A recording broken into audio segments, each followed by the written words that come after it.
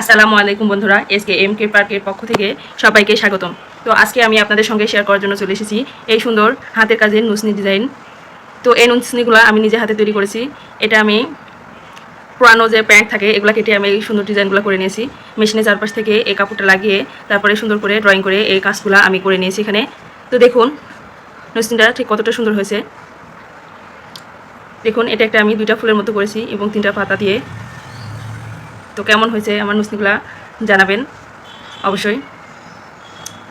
খুব সুন্দর সুন্দর ডিজাইন দিয়ে আমি এই কাজটা করে নিয়েছি। আমরা যদি বাসা বাড়িতে এরকম এই ধরনের সুন্দর নুসনিগুলা রান্নাঘরে ব্যবহার করি তো নিজেদের কাছে অনেক ভালো লাগবে এবং অন্য কেউ যদি দেখে তারাও কিন্তু অনেক পছন্দ করবে কাজগুলা। তো এই যে আমার নুসনিগুলা কেমন লেগেছে আমার কমেন্টস করে জানাবেন।